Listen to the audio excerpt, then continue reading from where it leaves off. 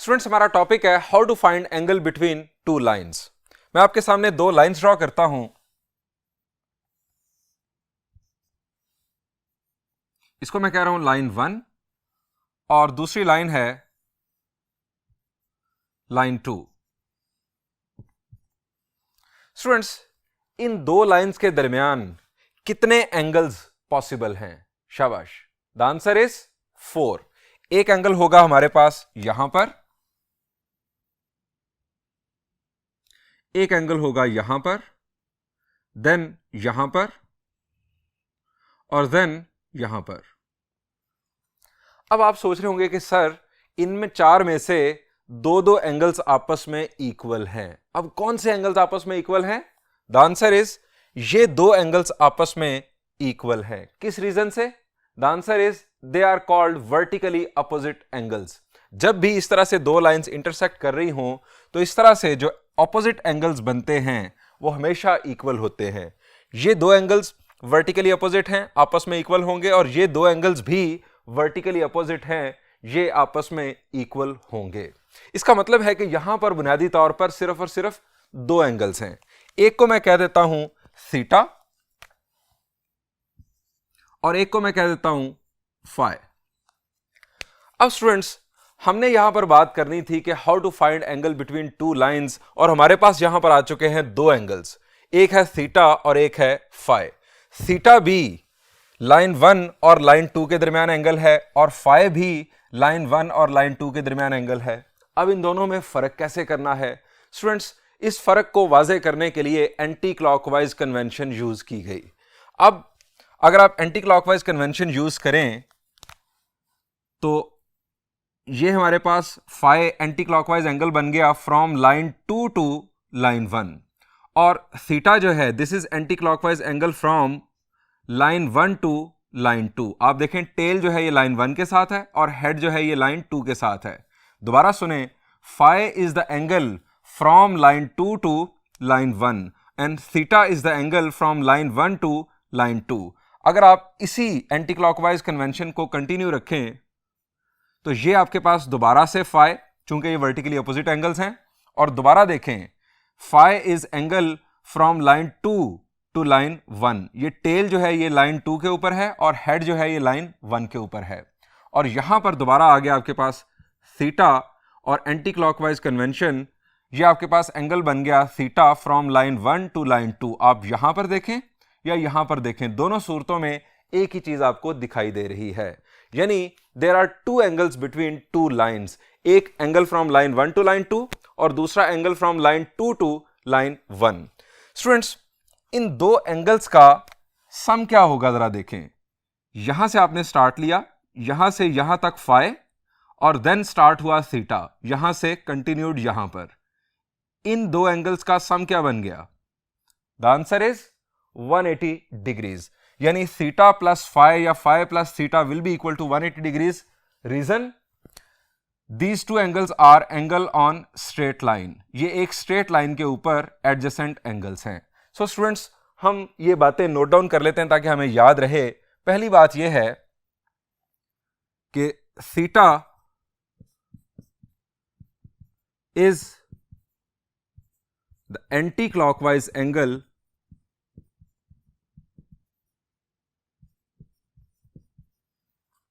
theta is the anti-clockwise angle from line 1 to line 2. Phi is the anti-clockwise angle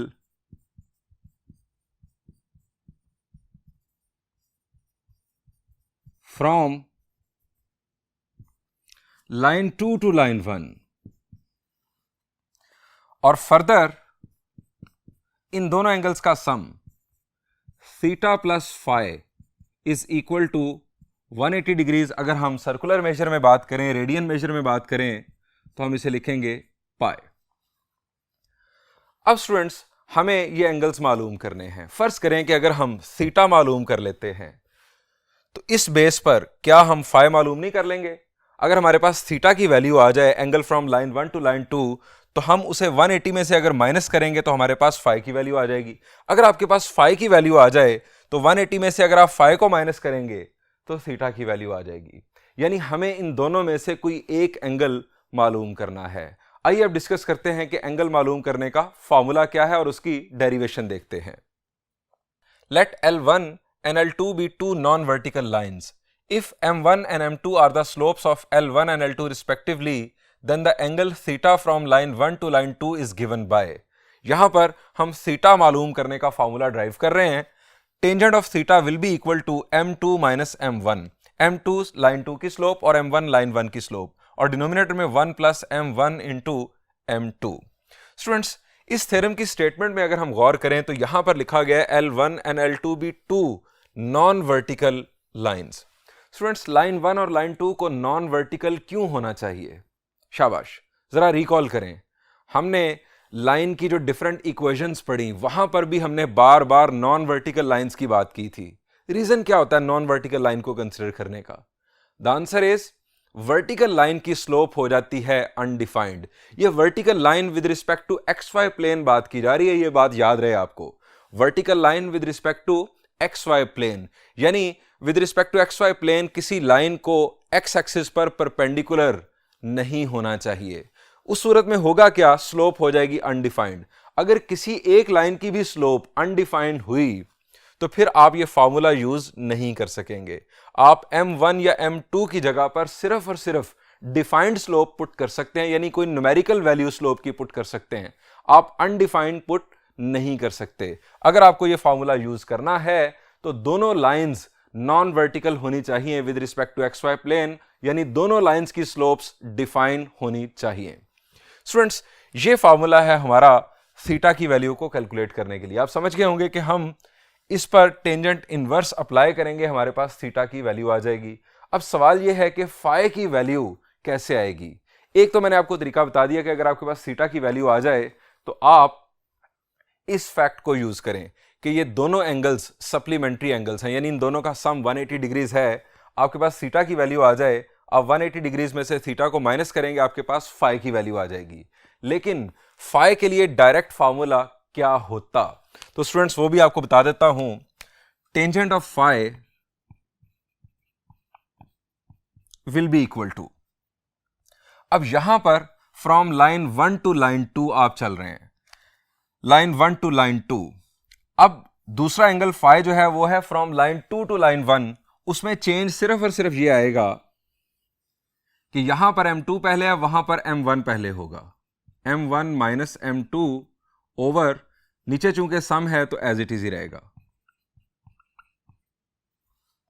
अब सवाल यह है कि आपको याद कैसे रहेगा कि किस फार्मूला में M2 पहले आना है और किस फार्मूला में M1 पहले आना है। स्टूडेंट्स, हमारे पास थीटा क्या है?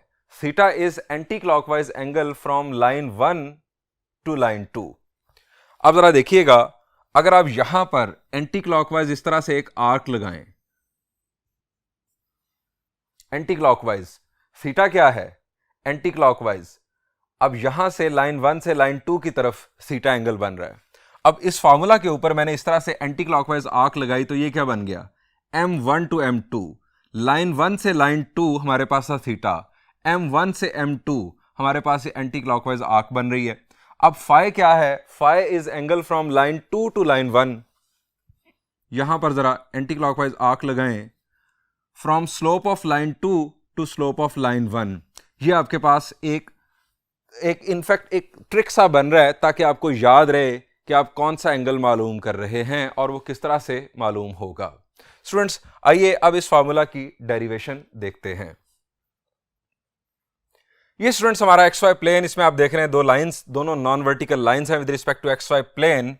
लाइन 1 का इंक्लिनेशन है अल्फा 1,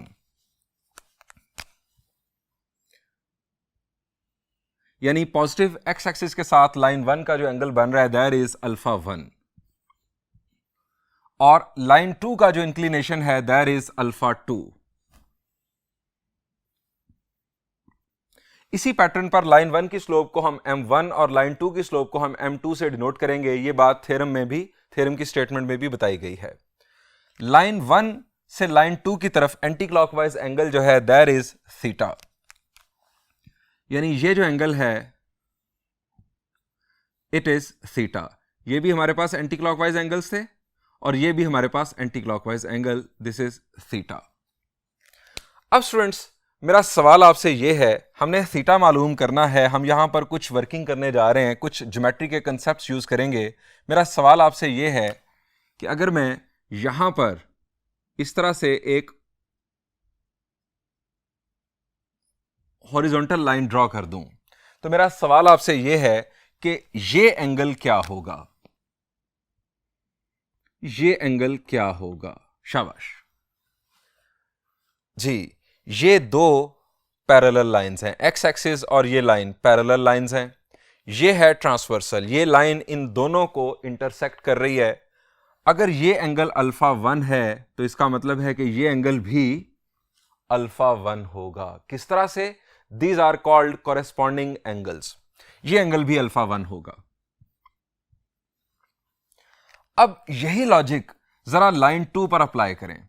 ये हमारे पास एक्स एक्सिस और ये लाइन, ये दोनों आपस में पैरेलल, ये हमारे पास लाइन 2 इन दोनों को इंटरसेक्ट कर रही है। अब ये एंगल अगर अल्फा 2 है तो अल्फा 2 यहां पर कैसे बनेगा? द आंसर इज अल्फा 2 बनेगा यहां पर, दिस इज अल्फा 2। अब स्टूडेंट्स आप वाज़े तौर पर यहां पर देख रहे हैं कि अल्फा 1 और थीटा का सम अल्फा 2 है। यही बात यहां पर लिख लेते हैं, alpha 2 is equal to theta plus alpha 1। यह बात अगर आपको डाइजेस्ट हो गई है तो हम इससे आगे बढ़ सकते हैं। स्टूडेंट्स जितनी हमने वर्किंग की इसके बारे में यहां पर जिक्र करते हैं। हम यहां लिखेंगे referred to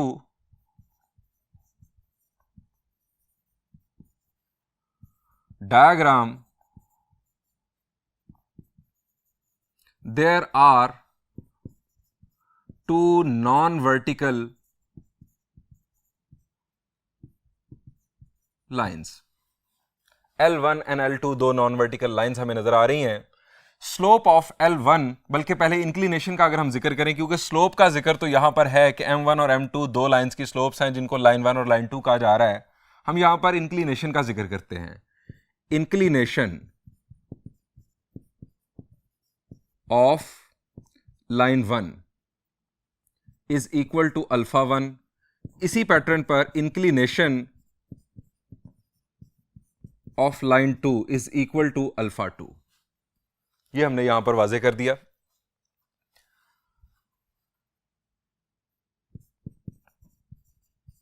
from diagram it is clear that alpha 2 is equal to theta plus alpha 1. Alpha 2 is equal to theta plus alpha 1. हमें मालूम क्या करना है? हमें थीटा की वैल्यू मालूम करनी है। अब थीटा की वैल्यू यहां से अगर हम मालूम करें तो theta will be equal to alpha 2 minus alpha 1। Theta will be equal to alpha 2 minus alpha 1। अब स्टूडेंट्स अगर आपके पास इंक्लिनेशंस हों दोनों लाइंस के तो आपके पास सिंपली आ चुका, थीटा आ चुका। अगर आपके पास दोनों लाइंस के इंक्लिनेशंस हों, आप यहां पर भी वही लॉजिक यूज करें। लाइन 1 से लाइन 2 एंटी क्लॉकवाइज एंगल, आप लाइन 2 में से लाइन 1 के इंक्लिनेशन को माइनस कर दें, आपके पास थीटा आ जाएगा। Theta will be angle from line 1 to line 2। ये एंटी क्लॉकवाइज, ये शो कर रहा है कि it is angle from line 1 to line 2। और अगर आपको फाई मालूम करना है तो that will be alpha 1 minus alpha 2 from line 2 to line 1। ये तो स्टूडेंट्स कंसेप्ट हो गया इंक्लिनेशंस की बेस पर। अगर आपके पास इंक्लिनेशन दोनों लाइंस के मौजूद ना हो तब आप क्या करेंगे? स्टूडेंट्स इस इक्वेशन पर मैं दोनों साइड्स पर टेंजेंट अप्लाई कर रहा हूं। यहां पर लिखा जाएगा tangent of theta will be equal to tangent of alpha 2 minus alpha 1। अब स्टूडेंट्स राइट साइड पर देखें, tangent of alpha 2 minus alpha 1। जरा रिकॉल करें, शाबाश। फर्स्ट ईयर चैप्टर नंबर 10 एक फार्मूला था, tangent of alpha minus beta. दो angles का जब डिफरेंस बन रहा हो और उस पर टेंजेंट अप्लाई हो तो फार्मूला क्या था? जी, tangent of alpha minus beta was equal to tangent alpha minus tangent beta over 1 plus tangent alpha into tangent beta. यानी यहां पर होगा tangent of theta will be equal to tangent of alpha 2 minus tangent of alpha 1 over 1 plus tangent of alpha 1 into tangent of alpha 2। अब students, alpha 1 और alpha 2 बुनियादी तौर पर क्या है, ये इंक्लिनेशन है दोनों लाइंस के। जब हम इंक्लिनेशन पर टेंजेंट अप्लाई कर देते हैं तो ये क्या बन जाता है? द आंसर इज ये उस लाइन की स्लोप बन जाती है। यानी टेंजेंट ऑफ अल्फा 2 का मतलब है m2 और टेंजेंट ऑफ अल्फा 1 का मतलब है m1। हम इन दोनों की जगह पर m1 और m2 प्लेस करते हैं। Tangent theta will be equal to, numerator में टेंजेंट ऑफ अल्फा 2 से बन जाएगा m2 minus tangent of alpha 1 से बन जाएगा m1। डिनोमिनेटर में 1 प्लस m1 m2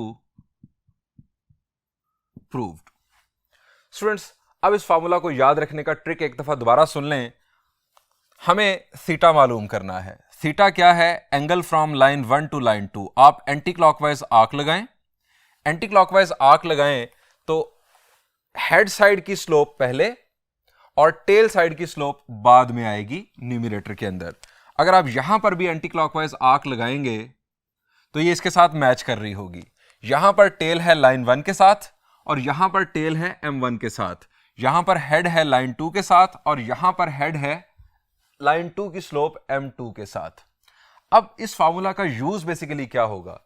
एक तो सिंपल यूज है कि हम दो लाइंस के दरमियान एंगल मालूम करेंगे, लेकिन इसी कंसेप्ट को यूज करते हुए, इसी फार्मूला को यूज करते हुए हम किसी भी पॉलीगॉन के एंगल्स मालूम कर सकते हैं। पॉलीगॉन यानी ट्रायंगल, क्वाड्रिलेटरल, पेंटागन, हेक्सागन, इनके एंगल्स मालूम कर सकते हैं। फर्ज करें हम बात कर रहे हैं एक ट्रायंगल की। हमें एक ट्रायंगल के एंगल्स मालूम करने हैं। अब फर्ज किया कि मुझे यह एंगल मालूम करना है। आप सिंपली क्या करेंगे, आपने जो एंगल मालूम करना है वहां पर आप एंटी क्लॉकवाइज आर्क लगाएंगे। यह हमारे पास हो गई anti clockwise arc, anti clockwise direction में।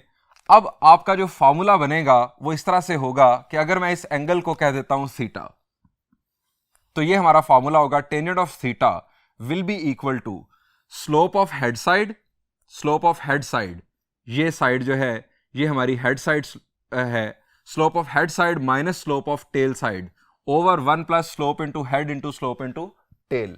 ये आपका फॉर्मूला बन जाएगा। अगर आपको ये एंगल मालूम करना है तो आप यहां पर एंटी क्लॉकवाइज आर्क लगाएंगे। अब आपकी स्लोप पहले आएगी इस साइड की, इस साइड की स्लोप पहले माइनस इस साइड की स्लोप बाद में। एक और भी ट्रिक सुन लें कि इंग्लिश अल्फाबेट में H पहले आता है और T बाद में।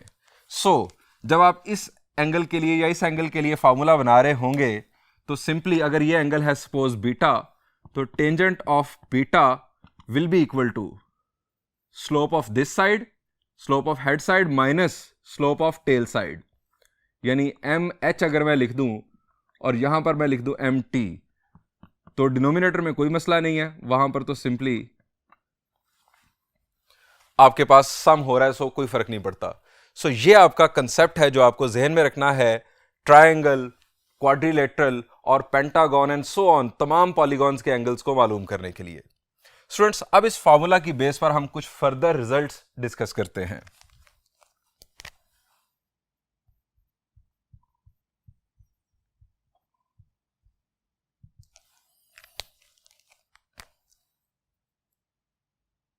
Line 1 will be parallel to line 2 if and only if M1 will be equal to M2।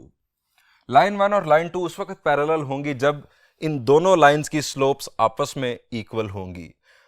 इसको हम ड्राइव करेंगे इस बात को इस फार्मूला की बेस पर। स्टूडेंट्स, अगर लाइन 1 और लाइन 2 आपस में पैरेलल होंगी तो इन दोनों के दरमियान बनने वाला एंगल क्या होगा? The answer is 0। हम यहां पर थीटा की जगह पर लिख देंगे 0। Tangent of 0 will be equal to m2 minus m1 over 1 plus m1 m2. अब टेंजेंट ऑफ जीरो क्या होता है? The answer is zero. So हमें यहां से रिजल्ट मिलेगा m2 minus m1 will be equal to zero. चूंकि टेंजेंट ऑफ जीरो जीरो है, 1 प्लस m1 इंटू m2 इस तरह जाके मल्टीप्लाई हुआ, ये हो गया zero. m2 minus m1 will be equal to zero. यहां से हमें मिला m2 is equal to m1. अब ये बात याद रखिएगा कि अगर दो लाइंस की स्लोप्स आपस में इक्वल आ जाएं तो वो दो लाइंस आपस में पैरेलल होंगी. ये बात हम पहले यूज कर चुके हैं, इसका प्रूफ आज हमने देखा है. क्रॉलरी true.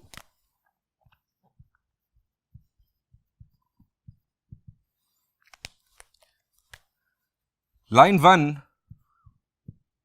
will be perpendicular to line 2 if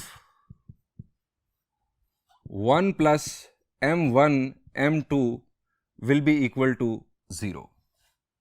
दो लाइंस उस वक्त परपेंडिकुलर होंगी जब 1 plus m1 into m2 will be equal to 0. अब स्टूडेंट्स, जब दो लाइंस आपस में परपेंडिकुलर होंगी तो उन दोनों के दरमियान बनने वाला एंगल क्या होगा? The answer is angle from line 1 to line 2 भी 90 होगा और angle from line 2 to line 1 भी 90 डिग्रीज होगा. हम यहां पर लिखेंगे 90. टेंजेंट ऑफ 90 लिख लें या टेंजेंट ऑफ पाई बाय 2 लिख लें. यहां पर अगर हम डिग्रीज में बात करें तो डिग्री का सिंबल डाल देते हैं. Tangent of 90 will be equal to m2 minus m1 over 1 plus m1 m2. Tangent of 90 क्या होता है? The answer is undefined. अब स्टूडेंट्स, लेफ्ट साइड पर हमारे पास आ रहा है अनडिफाइंड, राइट साइड पर है हमारे पास m2 minus m1 over 1 plus m1 into m2. अब इस फ्रैक्शन का आंसर अनडिफाइंड कब आएगा? द आंसर इज जब इसका डिनोमिनेटर जीरो होगा. जब डिनोमिनेटर जीरो होगा उसी सूरत में इसका रिजल्ट अनडिफाइंड आ सकता है. अब लाइंस हैं परपेंडिकुलर, ये दो स्लोप्स इक्वल तो होंगी नहीं. जब दो स्लोप्स इक्वल नहीं होंगी तो उस सूरत में ये दो तो डिफरेंट वैल्यूज होंगी. सो न्यूमरेटर के अंदर आपके पास नॉन जीरो आंसर आएगा. Non zero number divided by zero number, आपको रिजल्ट मिलेगा अनडिफाइंड. सो इसका मतलब यह है कि अगर इस फ्रैक्शन का आंसर अनडिफाइंड आ रहा है तो ये डिनोमिनेटर जीरो है. This means 1 plus m1 into m2 is equal to 0. Students, इससे यह भी पता चलता है कि m1 और m2 का प्रोडक्ट -1 के इक्वल होगा.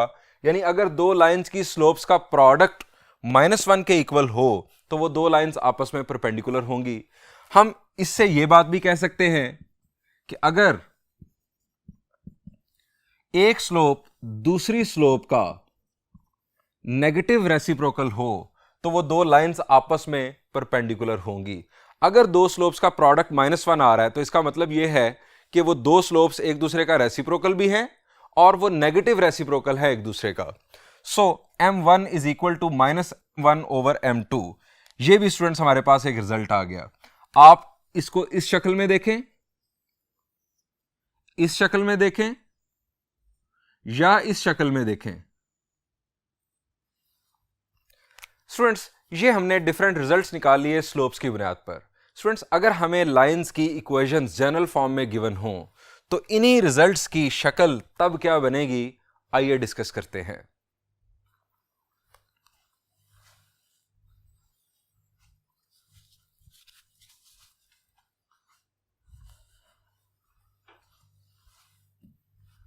स्टूडेंट्स, कंसीडर करते हैं टू नॉन वर्टिकल लाइंस.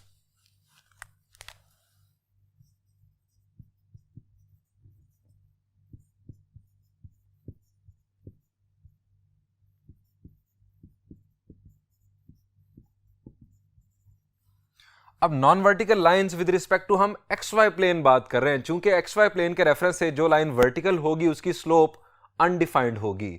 हम उन्हीं लाइंस की बात कर रहे हैं जिनकी स्लोप्स डिफाइन हो. लाइन 1 की इक्वेशन है a1x plus b1y plus c1 equal to 0। ये लाइन 1 की जनरल इक्वेशन, और लाइन 2 की जनरल इक्वेशन होगी a2x plus b2y plus c2 is equal to 0। अब स्टूडेंट्स, हमने पहले सीखा हुआ है कि अगर हमें किसी लाइन की इक्वेशन जनरल फॉर्म में गिवन हो तो हम उस लाइन की स्लोप कैसे मालूम करते हैं। जरा रिकॉल करें। The answer is slope will be equal to negative coefficient of x divided by coefficient of y। इस कंसेप्ट को यूज करने के लिए जरूरी है कि लाइन की इक्वेशन आपके पास जनरल फॉर्म में मौजूद हो। So m1 will be equal to, line 1 की slope m1 will be equal to negative coefficient of x over coefficient of y, that is b1। और इसी पैटर्न पर m2 will be equal to negative coefficient of x divided by coefficient of y। अब students, अभी हमने discuss किया कि अगर दो लाइंस आपस में पैरेलल होंगी तो उन दो लाइंस की स्लोप्स आपस में इक्वल होंगी। सो हम पहले बात करेंगे पैरेलल लाइंस की।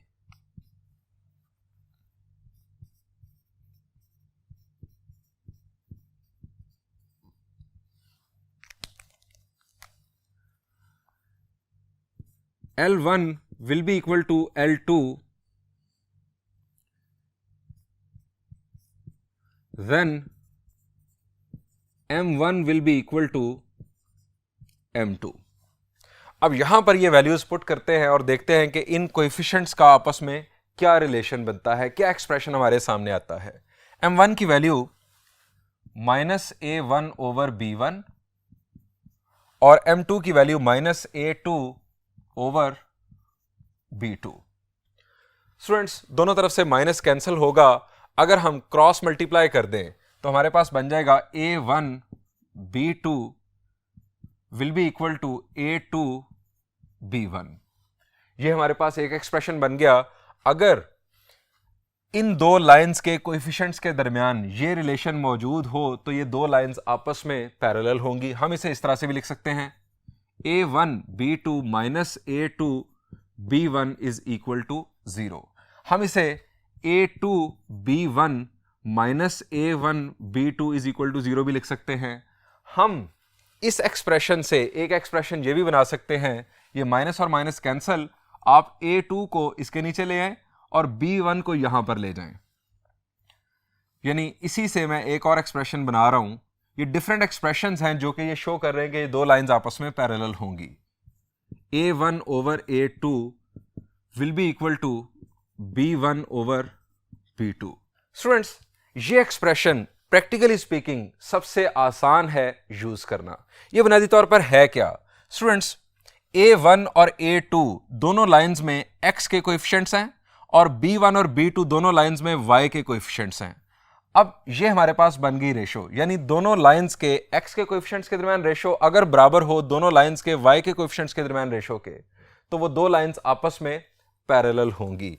आपको एग्जांपल के जरिए बताता हूं। फर्ज करें आपके पास एक लाइन है 2x plus 4y plus 7 is equal to 0, और एक और लाइन है that is 4x plus 8y plus 8 is equal to 0। अब स्टूडेंट्स, x, दोनों लाइंस के x के कोएफिशिएंट्स के दरमियान रेशो यहां पर क्या बन रही है? 2:4, और यहां पर है 4:8। क्या ये दोनों रेशोज आपस में इक्वल हैं? The answer is yes. यहां पर 2 1s are 2, 2 2s are 2, यहां पर 4 1s are 1 and 4 2s are 8। दोनों 1:2 हैं। दोनों रेशोज आपस में इक्वल हैं। इसका मतलब है दोनों लाइंस आपस में पैरेलल होंगी। सो स्टूडेंट्स, इसी एक्सप्रेशन से एक और बात भी निकलती है कि अगर ये रेशोज बराबर ना हों तो इसका मतलब ये होगा कि ये दो लाइंस आपस में पैरेलल नहीं है, और अगर पैरेलल नहीं है तो इसका मतलब है इंटरसेक्टिंग है। यानी यहां से ही एक और बात स्पेशल नोट के तौर पर आपको लिखवा रहा हूं। If a1 over a2 will not be equal to b1 over b2, then lines will be intersecting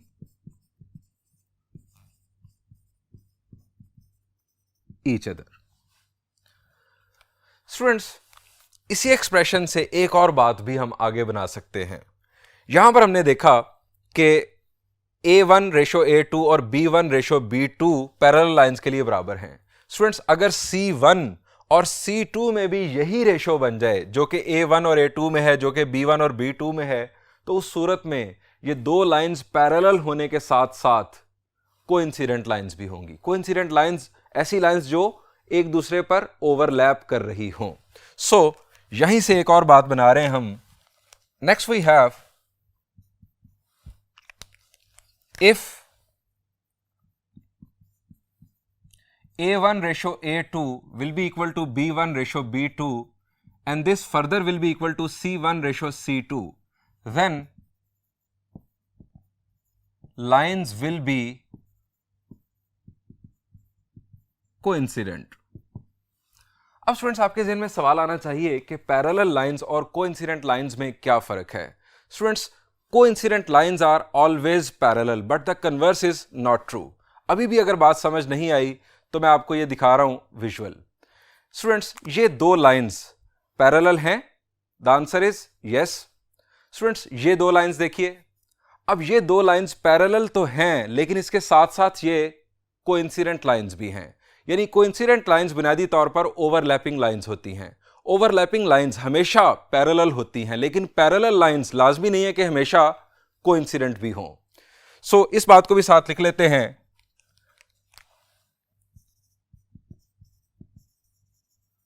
coincident lines are always parallel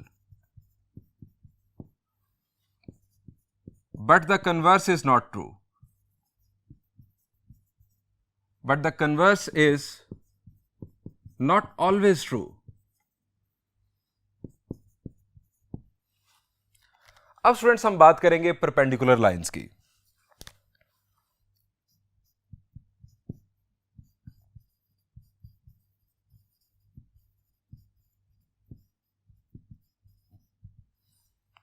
students, अभी हमने क्या डिस्कस किया था कि जब दो लाइंस आपस में परपेंडिकुलर होंगी तो उनकी स्लोप्स का आपस में क्या ताल्लुक होगा? द आंसर इज उन दोनों की स्लोप्स का प्रोडक्ट -1 के इक्वल होगा। हमारे पास लाइन 1 की स्लोप है -A1 ओवर B1। सिंस हम यहां पर पहले जो फैक्ट हमने पहले डिस्कस किया उसका तस्करा करते हैं। Since L1 will be perpendicular to L2 if 1 plus M1 M2 will be equal to 0, यानी दोनों स्लोप्स का प्रोडक्ट -1 के इक्वल होगा। Here M1 is equal to -A1 over B1, M2 is equal to -A2 over B2. Putting values, अब इसमें हम values put कर रहे हैं 1 plus -A1 over B1 -A2 over B2 is equal to 0। अब इस एक्सप्रेशन को सिंप्लीफाई कर लेते हैं। Minus minus will become plus. We will have 1 plus A1 A2 over B1 B2 is equal to 0। अब स्टूडेंट्स, इस फ्रैक्शन को हम दूसरी तरफ शिफ्ट कर सकते हैं, या आप 1 को कह लें कि हम दूसरी तरफ शिफ्ट कर लेते हैं। A1 A2 over B1 B2 will be equal to -1।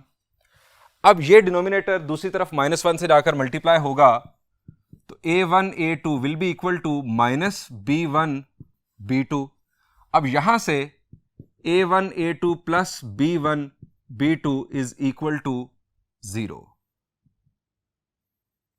ये स्टूडेंट्स हमारे पास कंडीशन बन गई कि जब दो लाइंस आपस में परपेंडिकुलर होंगी।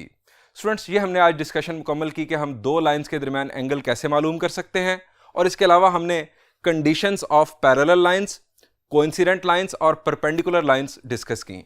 इंशाल्लाह नेक्स्ट लेक्चर में हम इन्हीं कंसेप्ट से मुताल्लिक कुछ प्रॉब्लम्स डिस्कस करेंगे। थैंक यू एंड अल्लाह हाफिज़।